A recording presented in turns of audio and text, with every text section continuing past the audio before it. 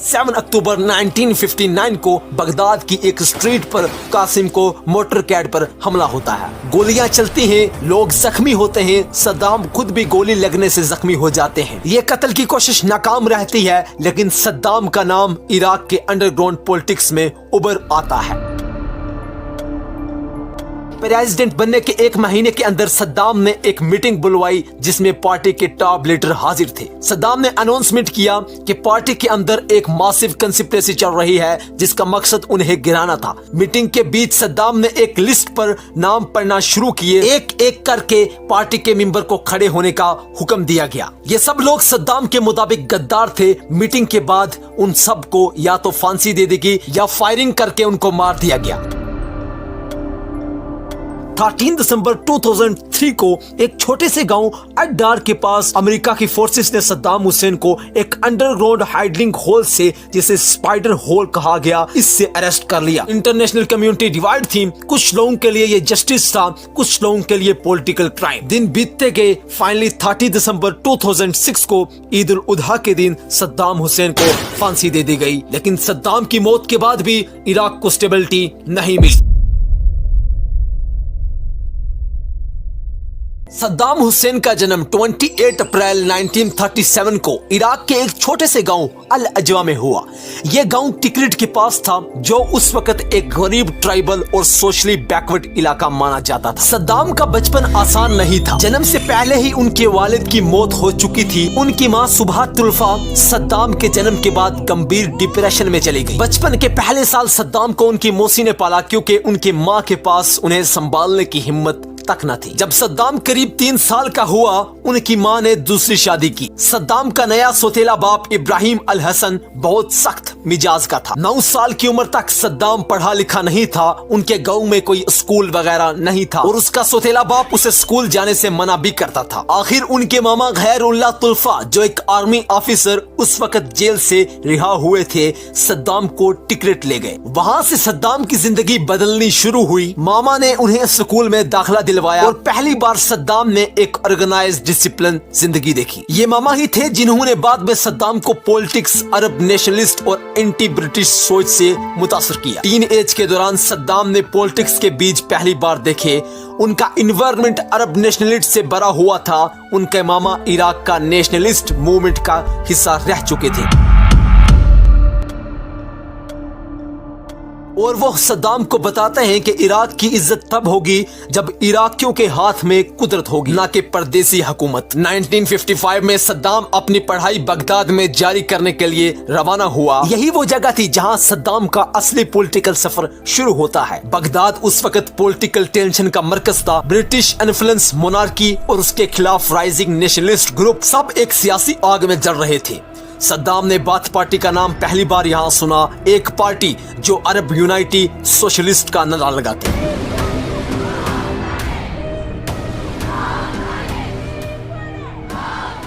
1957 में सिर्फ 20 साल की उम्र में सद्दाम बाथ पार्टी में शामिल हो गए। सद्दाम का पहला बड़ा पॉलिटिकल कदम 1959 में आता है, जब बाथ पार्टी उन्हें इराक के प्राइम मिनिस्टर अब्दुल करीम कासिम पर कत्ल की कोशिश में शामिल करती है। ये कासिम वही लीडर था जिन्होंने मोनार्की का तख्ता उलटकर इराक में नए दौर का आगाज किया था। लेकिन बाथ वालों को लगता था कि कासिम उनके रेवोल्यूशनरी गोल्स को रोक रहे हैं। सद्दाम ने अपनी टीम में इम्पोर्टेंट रोल अदा किया। 7 अक्टूबर 1959 को बगदाद की एक स्ट्रीट पर कासिम को मोटर कैड पर हमला होता है। गोलियां चलती हैं, लोग जख्मी होते हैं, सद्दाम खुद भी गोली लगने से जख्मी हो जाते हैं। ये कत्ल की कोशिश नाकाम रहती है, लेकिन सद्दाम का नाम इराक के अंडरग्राउंड पॉलिटिक्स में उभर आता है। पुलिस उनकी तलाश में लग जाती है और सद्दाम इराक से फौरन फरार हो जाते हैं। वो सीरिया पहुंचते हैं, फिर बाद में इजिप्ट चले जाते हैं। इजिप्ट में सद्दाम ने अपनी पढ़ाई जारी रखी और बाथ पार्टी से खास राब्ते में रहे। ये वक्त सद्दाम के लिए पॉलिटिकल ट्रेनिंग का दौर था। इधर उन्होंने लीडरशिप, मिलिट्री अफेयर्स और इंटेलिजेंस नेटवर्क के बारे में सीखा।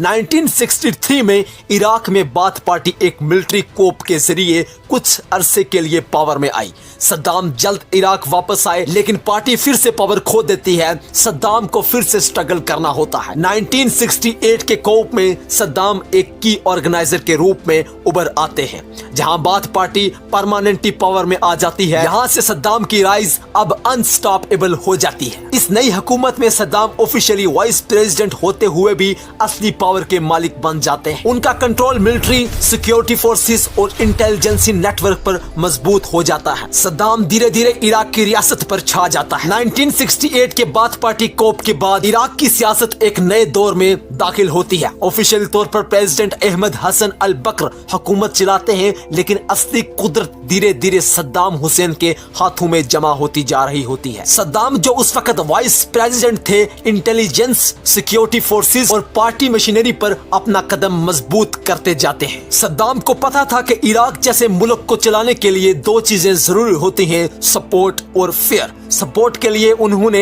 वेलफेयर प्रोग्राम, एजुकेशन, रिफॉर्म और ऑयल रेवेन्यू से बनने वाले नेशनल प्रोजेक्ट को पुश किया। फेयर के लिए उन्होंने सीक्रेट पुलिस, इंफॉर्मेशन को इतना मजबूत बना दिया कि किसी को शिकायत करने का मौका तक नहीं मिला। 1970 सद्दाम के लिए एक गोल्डन पीरियड था। 1972 में इराक ने अपनी ऑयल इंडस्ट्री को नेशनलाइज किया, यानी फॉरेन कंपनियों को निकालकर इराक के तेल पर इराक का कंट्रोल रखा। इस कदम ने इराक की सरकार को ढेर सारा पैसा दिया, जिससे कंट्री की इकोनॉमी तेजी से ग्रो हुई। स्कूल्स, हॉस्पिटल, रोड्स, डैम्स और फैक्ट्री बनने लगी। सद्दाम इन सब प्रोजेक्ट को पर्सनली विजिट करते ताकि वो एक स्ट्रॉन्ग लीडर के रूप में उभारे जो मुल्क की तरक्की के जिम्मेदार हैं। धीरे धीरे सद्दाम एक नेशनल हीरो बनने लगा। बाथ पार्टी उन्हें फ्यूचर लीडर के रूप में प्रोजेक्ट कर रही थी, लेकिन सद्दाम सिर्फ हीरो बनना नहीं चाहता था, वो एब्सोल्युटली रूलर बनना चाहता था, जहां उनका डिसीजन को कोई चैलेंज न कर सके। इसलिए उन्होंने अपने अपोनेंट को सिस्टमैटिकली टारगेट करना शुरू किया। बाथ पार्टी के अंदर भी सद्दाम के खिलाफ कुछ लोग थे जो उनकी तेजी से बढ़ती पावर से खौफजदा थे। सद्दाम ने उन सबको या तो एलिमिनेट किया या फिर उनको पोजीशन से दूर कर दिया। एक पूरा इंटेलिजेंसी सिस्टम बनाया जो बाथ पार्टी के हर एक मेंबर की एक्टिविटीज पर नजर रखे। 1979 में प्रेसिडेंट अल बकर ने हेल्थ रीजन का हवाला देकर रिजाइन किया, लेकिन सबको पता था कि इस रेजिग्नेशन के पीछे सद्दाम का प्रेशर था। सद्दाम हुसैन इराक के नए प्रेसिडेंट बन गए और इसी दिन से इराक की हिस्ट्री एक नए और मुश्किल दौर में दाखिल होती है। प्रेसिडेंट बनने के एक महीने के अंदर सद्दाम ने एक मीटिंग बुलवाई जिसमें पार्टी के टॉप लीडर हाजिर थे। सद्दाम ने अनाउंसमेंट किया कि पार्टी के अंदर एक मासिव कंस्पिरेसी चल रही है जिसका मकसद उन्हें गिराना था। मीटिंग के बीच सद्दाम ने एक लिस्ट पर नाम पढ़ना शुरू किए। एक एक करके पार्टी के मेंबर को खड़े होने का हुक्म दिया गया। ये सब लोग सद्दाम के मुताबिक गद्दार थे। मीटिंग के बाद उन सबको या तो फांसी दे देगी या फायरिंग करके उनको मार दिया गया। ये इवेंट जिसे 1979 बाथ पर्ज के नाम से जाना जाता है, सद्दाम की पावर को और बढ़ा देता है। अब इराक हर institution, military, police, intelligence, schools, media सब सद्दाम के कंट्रोल में आते जा रहे हैं। 1970 के एंड तक सद्दाम इराक को मॉडर्नाइज कर रहे थे। एग्रीकल्चर, इंडस्ट्री, एजुकेशन सब सेक्टर ग्रो हो रहे थे। इराक का इंफ्रास्ट्रक्चर आज भी 1970 में सद्दाम के प्रोजेक्ट का नतीजा माना जाता है। देश में लिटरेसी रेट बढ़ रहे थे, वुमेन एम्पावरमेंट के स्टेप लिए जा रहे थे। इराक मिडिल ईस्ट के सब एडवांस मुल्कों में से एक बन रहा था, लेकिन इस तरक्की के पीछे एक पूरा सिस्टम ऑफ फियर था। एक ऐसा सिस्टम जिसमें कोई सद्दाम की नहीं सुनता था, सिर्फ उनका हुक्म मानता था और एग्जीक्यूशन का सामना करना पड़ता। सद्दाम ने अपने आसपास एक कल्ट ऑफ पर्सनैलिटी बनाई। पोस्टर, स्टेटस, स्पीच और मीडिया कन्वर्ज सिर्फ उनके कहने पे चलते। इस दौर में सद्दाम का एक और बड़ा फैसला इराक को फ्यूचर कन्फ्लिक्ट की तरफ ले जाता है। उन्हें ईरान की तरफ एक मौका नजर आता है। 1979 में ईरान में इस्लामिक रेवोल्यूशन हुआ था। सद्दाम को लगता था कि ये सही वक्त है ईरान के खिलाफ पावर एसेट करने का। उनका मानना था कि इराक को मिडिल ईस्ट का एक डोमिनेटेड पावर बनाना है और यही डिसीजन इराक को एक लंबी और तबाहकुन जंग में ले जाता है। 1980 में सद्दाम ईरान पर ऑफिशियली हमला कर देता है। ये वार ईरान की पॉलिटिक्स, इकोनॉमी और सद्दाम की लीडरशिप को अगले 8 साल तक डिफाइन करेगी। 1980 का साल मिडिल ईस्ट की हिस्ट्री का एक ऐसा मूड था जहां से पूरा रीजन बदलने वाला था। ईरान में इस्लामिक रेवोल्यूशन हो चुका था। शाह को हटाकर आयतुल्लाह खोमेनी ने एक थियोरेटिक इस्लामिक कायम की। नई हुकूमत अपने आप को इस्लामिक वर्ल्ड का लीडर समझ रही थी और उनका मिशन था एक मोनार्की और वेस्टर्न बैग रिजाइम्स को गिराया जाए। सद्दाम हुसैन को इस रेवोल्यूशन से गहरा खतरा महसूस हुआ। उन्हें लगता था कि ईरान अपना इस्लामिक रेवोल्यूशन को इराक तक फैलाना चाहता है, खासकर क्योंकि इराक की एक बड़ी शिया पॉपुलेशन थी। सद्दाम, जो अपने आप को अरब नेशनलिस्ट का चैंपियन समझता था, नहीं चाहता था कि ईरान रीजन की लीडरशिप ले ले। इसलिए उन्होंने ईरान की इंटरनल इंस्टेबिलिटी को एक स्ट्रेटेजिक अपॉर्चुनिटी के रूप में देखा। 22 सितंबर 1980 को सद्दाम हुसैन ने इराक पर ऑफिशियल अटैक का हुक्म दिया। इराक की आर्मी ने ईरान के बॉर्डर्स पर मल्टीपल फ्रंट्स पर एडवांस किया। सद्दाम का प्लान सिंपल था, एक तेजी से गई ऑफेंसिव ईरान की टेरिटरीज को कैप्चर करेगी, लेकिन यह सद्दाम का पहला बड़ा मिसकैलकुलेशन था। ईरान की आर्मी चाहे रिवॉल्यूशन की वजह से वीक थी, लेकिन लोगों का जज्बा बहुत स्ट्रांग था। ईरान के सिविल्स, रिलीजियस, वॉलंटरीज और मिलिट्री यूनिट के साथ हो गए। रिवॉल्यूशन के नाम पर ईरान ने अपने लोगों को मोबिलाइज किया और वार एक नेशनलिस्ट रिलीजियस ड्यूटी बन गई। इराक को पहली बार महसूस हुआ कि ये जंग एक शॉर्ट ऑपरेशन नहीं बल्कि एक लॉन्ग टर्म कॉन्फ्लिक्ट बन चुकी है। 1981 तक इराक ने इराक के प्रोग्रेस को रोक दिया था। अब वार स्टेलमेट में चली गई थी। सद्दाम हुसैन ने अपने मिलिट्री कमांडर को टफ ऑर्डर दिए। इराक ने हैवी आर्टिलरी मिसाइल्स और केमिकल वेपन का इस्तेमाल शुरू किया। ये केमिकल अटैक इंटरनेशनल लॉ के अगेंस्ट थे, लेकिन उस वक्त इंटरनेशनल पावर, खासकर वेस्टर्न कंट्रीज, इराक को डायरेक्टली कंडेम नहीं करती, क्योंकि वेस्ट ईरान की इस्लामिक गवर्नमेंट के खिलाफ थी और सद्दाम को काउंटर बैलेंस के रूप में देख रहे थे। वार लंबी होती गई। इराक की इकोनॉमी पर बहुत बुरा असर पड़ने लगा। बिलियंस ऑफ डॉलर डिफेंस पर खर्च हो रहे थे।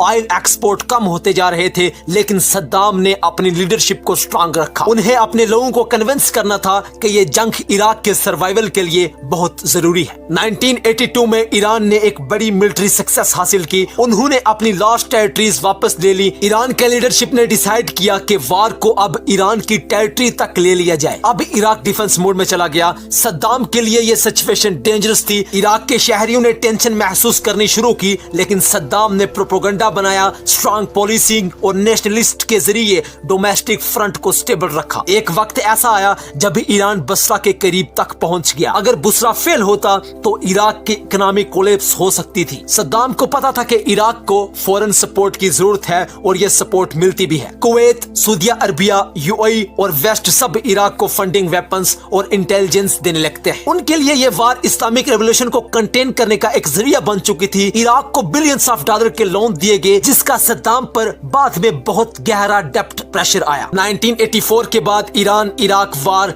एक डेडली पैटर्न में बदल गई। दोनों मुल्क एक दूसरे के शहरों पर मिसाइल चलाते। ईरान ने इराक के ऑयल टैंकर को टारगेट करना शुरू किया। इराक ने भी ईरान के शिपिंग वेसल्स पर अटैक किया। इस फेज को टैंकर वार भी कहा जाता है। पर्शियन गुल्फ का पूरा रीजन वार में चेंज हो गया। जंग ने इराक की सोसाइटी पर गहरा असर डाला। पोस्टर्स, सॉन्ग्स, स्पीच और प्रोपेगेंडा से सद्दाम हुसैन पेस को मेंटेन करे रखा, लेकिन ग्राउंड रियलिटी ये थी कि दोनों मुल्क ओवरस्ट्रेच हो चुके थे। 1988 में इराक ने एक सीरीज ऑफ पावरफुल ऑफेंसिव शुरू की। केमिकल वेपन्स का इस्तेमाल ईरान के ट्रुप्स को रोकने के लिए किया गया। ईरान की फोर्सेस थक चुकी थी, इकोनॉमी वीक हो रही थी, इंटरनेशनल प्रेशर बढ़ रहा था। आखिरकार 1988 में ईरान ने केस फायर एक्सेप्ट कर लिया। फाइनली 20 अगस्त 1988 को वार ऑफिशियली रुक गई, लेकिन जंग के बाद नतीजा बहुत बुरा था। 8 साल की जंग, दोनों मुल्कों की इकोनॉमी तबाह। सद्दाम हुसैन ने वार को विक्ट्री के रूप में प्रेजेंट किया, लेकिन असल में इराक हेवली वेकेड हो चुका था। वार खत्म होने के बाद सद्दाम ने इराक की मिलिट्री को रीबिल्ड करना शुरू किया, इकोनॉमी को रिवाइव करने की कोशिश की और अपनी लीडरशिप को दोबारा से कायम रखा। लेकिन वार के बाद एक और बड़ा क्राइसिस सद्दाम का इंतजार कर रहा था, एक ऐसा क्राइसिस जो इराक की डेस्टिनी को परमानेंटली बदल देगा। 1988 में ईरान इराक वार खत्म होती है, लेकिन इराक के अंदर एक और बड़ा मसला शुरू हो जाता है। सद्दाम हुसैन ने 8 साल की जंग के दौरान कुवैत, सऊदी अरबिया और गुल्फ कंट्रीज से लगभग $70 बिलियन का लोन लिया था, लेकिन इराक की इकोनॉमी ऑलरेडी वीक हो चुकी थी, ऑयल प्राइसेस लो थे और सद्दाम पर इंटरनेशनल प्रेशर बढ़ता जा रहा था। सद्दाम का मानना था कि कुवैत और सऊदी अरब ने वार के दौरान जो पैसा दिया दिया था वो अरब सोल्डेरिटी के नाम पर दिया गया था, सपोर्ट था, लोन नहीं। लेकिन गुल्फ मोनार्चीज इसको क्लियर लोन समझ रहे थे और रीपेमेंट चाहते थे। इराक की हालत रीपेमेंट के लायक नहीं थी। इसी दौरान सद्दाम को एक और कंप्लेंट थी। कुवैत ऑयल ओवर प्रोड्यूस कर रही थी, ज्यादा ऑयल मार्केट में आने से ग्लोबल प्राइसेस गिर रही थी, जिसका इराक को बहुत बड़ा लॉस हुआ। सद्दाम ने कुवैत से डायरेक्ट नेगोशिएशन की कोशिश की, लेकिन बात आगे नहीं बढ़ी। थक्कन में डूबा हुआ इराक, डेब्ट का प्रेशर, ऑयल के प्राइसेस का गिर जाना, ये सब एक्सेसिव हो चुका था। सद्दाम हुसैन ने अपने एडवाइजर के साथ मिलिट्री ऑप्शन का सोचना शुरू किया। 1980 के समर तक सिचुएशन एक्सप्लोसिव बन चुकी थी। न्यूमरस सीक्रेट मीटिंग्स, वार्निंग और डिप्लोमेसी फेल होती हैं। सद्दाम बयान देता है कि कुवैत इराक का हिस्टोरिकल हिस्सा था और ब्रिटिश ने अननेचुरल बॉर्डर बनाए थे। उनके मुताबिक कुवैत एक आर्टिफिशियल स्टेट है। 2 अगस्त 1990 को सुबह के वक्त सद्दाम हुसैन ने एक बोल्ड और रिस्की डिसीजन इंप्लीमेंट किया। इराक की आर्मी ने कुवैत पर पूरी स्केल हमला कर दिया। सिर्फ 48 घंटे में कुवैत पूरा इराक के कंट्रोल में आ गया। कुवैत की मिलिट्री बहुत छोटी थी। सद्दाम ने जल्दी से अनाउंस किया कि कुवैत अब इराक के 19th सेंचुरी प्रोविंस है। लेकिन सद्दाम ने जिस चीज का अंदाजा नहीं लगाया था वो था पूरी दुनिया का रिएक्शन। कुवैत एक छोटा सा मुल्क था, लेकिन इकोनॉमिक इंपॉर्टेंस बहुत बड़ी। Oil reserves massive, Gulf security के सेंटर में खासकर यूनाइटेड स्टेट ने कुवैत की ऑक्यूपेशन को एक सीरियस थ्रेट को वर्ल्ड स्टेबिलिटी डिक्लेयर किया। यूनाइटेड नेशन ने इराक के ऊपर तुरंत सेंसेशन लगा दिए। अरब कंट्रीज ने भी हार्श रिएक्शन दिया। सबसे इंपॉर्टेंट स्टेप था यूएसए का। उन्होंने सऊदी अरब के रिक्वेस्ट पर ऑपरेशन डेजर्ट शील्ड लॉन्च किया, जिसमें अमेरिका और अलाइड ट्रूप्स सऊदी अरब में डिप्लॉय किए गए ताकि इराक किसी और गुल्फ मुल्क पर अटैक ना करे। सद्दाम ने इस वक्त अपनी पॉलिटिकल बयानबाजी को बढ़ा दिया। वो अरब वर्ल्ड को वेस्ट के खिलाफ लड़वाना चाहता था। उन्होंने फलस्तीन की सपोर्ट की और इसराइल के खिलाफ स्टेटमेंट दिए और अपने आप को अरब डिफेंडर के रूप में प्रोजेक्ट किया। कुछ अरब अवाम ने उनका सपोर्ट भी किया, लेकिन ऑफिशियली स्टेट सद्दाम के खिलाफ ही रही। 1990 के एंड तक अमेरिका और उसके साथी देश इराक के खिलाफ वार के लिए रेडी थे। कुल मिलाकर 35 कंट्री का अलायंस खड़ा हुआ। हिस्ट्री का सबसे बड़ा मिलिट्री कोलिशन में से एक। यूएन ने इराक को एक डेडलाइन दी, 15 जनवरी 1991 तक कुवैत को खाली करो। वार अवॉइड हो सकती है, लेकिन सद्दाम कॉम्प्रोमाइज नहीं करना चाहता था। उनका मुताबिक अगर वो पीछे हट जाएंगे तो इराक की लीडरशिप और अरब की इज्जत खत्म हो जाएगी। डेडलाइन गुजर जाती है। 17 जनवरी 1991 को ऑपरेशन डेजर्ट स्टॉर्म शुरू होता है। मॉडर्न वारफेयर का एक नया दौर। अलाइड फोर्सेस एक मासिव एयर कैंपेन लॉन्च कर रही थी। Satellites, stealth aircraft, smart bombs सब इराक पर बरसाने लगते हैं। बगदाद की रात आसमान में लंबे लंबे आग के गुब्बारे दिखाई देते। इराक का इंफ्रास्ट्रक्चर तबाह होता जा रहा था। सद्दाम के बंकर स्ट्रांग थे, लेकिन कंट्री की communications, power grid, weapon factories और मिलिट्री बेसिस सिस्टमैटिकली डिस्ट्रॉय किए जा रहे थे। सद्दाम ने रिस्पांस पर इसराइल पर मिसाइल जलाए। उनका प्लान था अगर इसराइल वार में घुस जाएगा तो अरब स्टेट अमेरिका से अलग हो जाएंगी। लेकिन इसराइल इस वार में मुलफ्फिस ही नहीं हुआ, क्योंकि अमेरिका ने पहले ही उसे रोक दिया था। सद्दाम का स्ट्रेटजी फेल हो गया। एयर वार के बाद फरवरी 1991 में ग्राउंड ऑफेंसिव शुरू होता है। सिर्फ 100 घंटे में यानी 4 दिन में इराक की आर्मी कोलैप्स हो जाती है। कुवैत टेरिटरी कंप्लीटली आजाद हो जाती हैं। इराक की आर्मी रिटेक करते वक्त कुवैत की ऑयल वेल्स को आग लगा देते हैं। ये एनवायरमेंट डिस्ट्रक्शन का one of the largest act था। गुल्फ वार ऑफिशियली खत्म हो जाती है। सद्दाम की आर्मी हेवीली डैमेज हो जाती है, लेकिन सद्दाम हुसैन खुद पावर में बने रहते हैं। ये दुनिया के लिए शॉकिंग था कि इतनी बड़ी मिलिट्री हार के बाद इराक के लीडर अपनी कुर्सी पर बरकरार। वार के बाद सद्दाम को सबसे बड़ा धचका उसके घर से मिलता है। शिया अपराइजिंग साउथ में और कुर्दिश रिबेलियन नॉर्थ में। दोनों ग्रुप्स को लगता था कि यूएस से उनकी मदद करेगा, लेकिन ग्राउंड रियलिटी में यूएस ने इन्वॉल्वमेंट से परहेज किया। सद्दाम ने फुल मिलिट्री पावर से इन अपराइजिंग को क्रैश कर दिया। 1000 मारे गए। कुर्दिश की सारी पॉपुलेशन नॉर्थ इराक से भाग जाती है, जिससे ह्यूमैनिटेरियन क्राइसिस क्रिएट हुआ। इंटरनेशनल कम्युनिटी ने इस क्रैकडाउन पर सख्त क्रिटिसिज्म किया। यूएन ने इराक पर और भी सख्त पाबंदी लगा दी। इराक का ऑयल एक्सपोर्ट ऑलमोस्ट बंद हो गया। इकोनॉमिक कोलैप्स होने लगी। सद्दाम पूरे इराक को एक टाइट आयरन ग्रिप से कंट्रोल कर रहे। डिक्टेटरशिप अब और भी हार्श हो चुकी थी। गुल्फ वार ने सद्दाम हुसैन की रिपुटेशन को एक कम्प्लेक्स फिगर में बदल दिया। एक तरफ अरब पब्लिक में सद्दाम हुसैन हीरो के रूप में प्रेजेंट थे, दूसरी तरफ पूरा ग्लोबल कम्युनिटी उन्हें एक डेंजरस डिक्टेटर जानती थी। सद्दाम को लगता था कि उनका सिस्टम सरवाइव कर लेगा, लेकिन पाबंदियों से, इकोनॉमिक कोलैप्स से, रिलीजन आइसोलेशन से ये सब इराक की फ्यूचर स्टेबिलिटी को धीरे धीरे तोड़ रहे थे। और सद्दाम के लिए सबसे बड़ा क्राइसिस अभी बाकी था, 2003 को